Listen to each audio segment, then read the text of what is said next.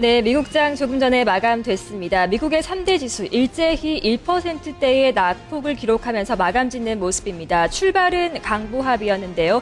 재정 절벽에 관한 우려가 여전한 가운데 오바마 대통령이 세금 인상 방침을 고수하고 나서고 있다는 점 부담으로 작용했고요. 간밤 발표된 경제 지표 역시 부진했습니다. 다우지수로부터 살펴보겠습니다. 다우존스 지수입니다. 1.4%의 낙폭을 기록하면서 마감을 짓습니다. 12,571선의 마무리를 짓고 있는 모습인데요. 오늘 하루 동안의 다우존스 지수의 차트 흐름입니다. 출발이 강보합이었다는 것을 확인하실 수가 있는데요. 바로 이 부분을 고점으로 형성해 놓고 계속해서 저점을 내려잡는 모습입니다. 결국에는 12,542선을 저점으로 만든 다음에 부근인 12,571선에서 다우존스 지수가 마무리를 짓는 모습입니다. 다우존스 지수 구성하고 있는 업종별 등락 흐름도 함께 살펴보도록 하겠습니다. 1%대 하락을 그대로 반영하고 있습니다. 전 업종이 하락을 하고 있는데요. 그 가운데서 산업 섹터 2.7%의 낙폭을 기록했다는 점 눈에 좀 띄고 있습니다. 그리고 기술주와 경기 민감주, 에너지, 파이낸셜, 금융주 모두 1%대의 낙폭을 기록하고 있는 모습인데요. 종목별 흐름을 좀 본다면은 어제 장마감 후에 그나마 호실적을 발표했던 시스코 시스템즈만이 소폭으로 4.96% 좀 강하게 상승했다는 점이 좀 특징적으로 꼽히고 있는 모습입니다. 다우존스 지수 특징주의 흐름 자세하게 살펴보도록 하겠습니다. 김민지 앵커가 전해드립니다. 다우존스 구성 종목 내에서는 시스코 시스템즈의 힘이 나타났습니다. 다우존스의 흐름과 거의 일치하는 하루 동안의 흐름을 연출했는데요. 시가를 고가로 이룬 이후에 상승폭이 좀 줄어드는 흐름이 나타났습니다. 저점 부근에서 거래가 마감이 됐는데요. 하지만 상승폭 상당히 두드러졌습니다. 4%가 넘는 상승폭을 이날 하락장에서 연출했는데요. 주당 순이익이 48센트로 나타나면서 시장 예상치인 46센트를 사고했습니다. 여기에 시장 예상에 부합하는 전망까지 내놓은 점 호재성 재료로 반영이 됐는데요. 4.87%의 상승 흐름을 그리면서 거래 마감됐습니다. 나스닥 지수 흐름도 짚어보겠습니다. 자, 이어서 기술주 중심의 나스닥 지수의 마감 동향도 살펴보도록 하겠습니다. 역시 1%가 넘는 하락입니다. 1.2%대 낙폭을 기록하면서 나스닥 지수가 2,846선에 마감을 짓는 모습입니다. 역시 강보합 출발을 했지만 계속해서 하락권에 머물렀던 증시는 결국에는 저점을 종가로 형성하는 좀 모습입니다. 1.2%대의 하락을 기록한 모습 나스닥 지수를 통해서 확인할 수가 있습니다. 자, 대형주 위주의 S&P 500 지수도 역시 1%대의 하락으로 마감을 지었습니다. 1.3% 정도의 낙폭을 기록하면서 1,355선의 마감을 지었는데요. S&P 500 지수 역시 차트의 흐름 한번 살펴보도록 하겠습니다. 강보합 출발했던 증시가 계속해서 하락 반전한 이후에 하락권에 머물고 있다는 점 확인하실 수가 있고요. 저점 부근에서의 마무리를 짓습니다. 1,355선에서 S&P 500 지수가 마감을 지었습니다.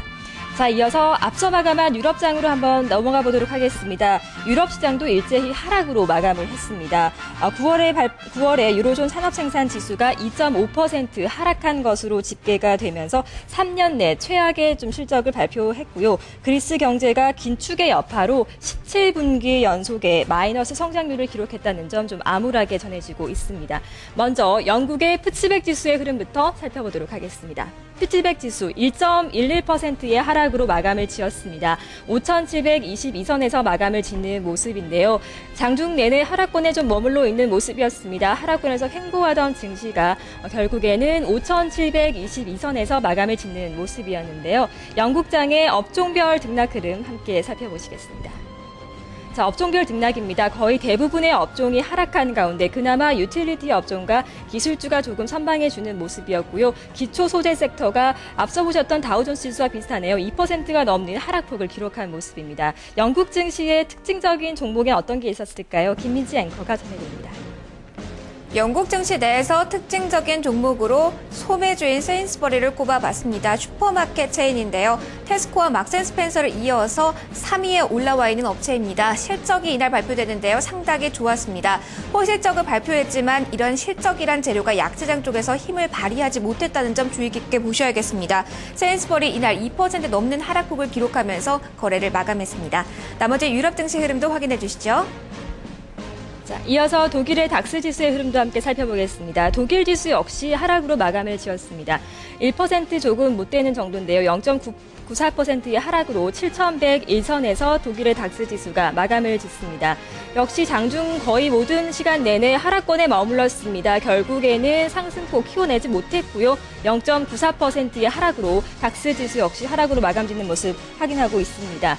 자, 독일 지수의 업종별 등락 흐름도 함께 한번 살펴보도록 하겠습니다. 자, 대부분의 업종이 하락했습니다. 크게 하락한 업종은 기초 소재 섹터, 그리고 산업 섹터와 유틸리티 업종 등이 좀 꼽히고 있는데요. 종목별 흐름을 좀 본다면은 독일의 반도체 업체인 인피니온이 수익 상승이 좀 기대된다는 소식이 전해지면서 6.38%의 상승을 기록한 것으로 집계가 됐습니다. 자, 독일의 닥스 지수에 이어서 마지막으로 프랑스 지수의 흐름은 좀 어떻게 집계가 됐는지 함께 살펴보도록 하겠습니다. 프랑스 CAC 지수의 흐름 살펴봅니다. 0.89%의 하락, 역시 하락 마감입니다. 3,400선에서 지수가 마무리를 짓고 있고요.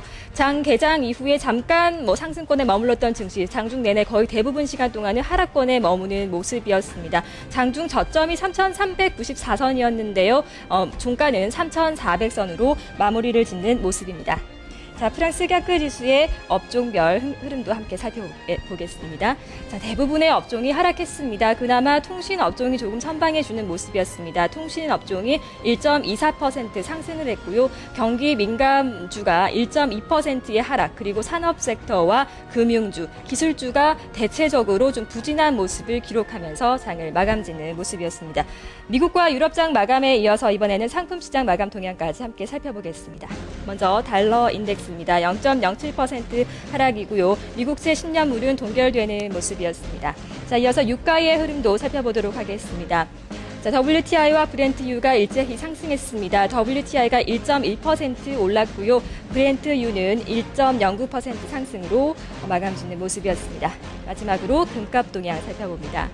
금값은 0.3%가 오르면서 1,730달러 선에서 마감을 지었습니다. 글로벌 장마감 동향이었습니다.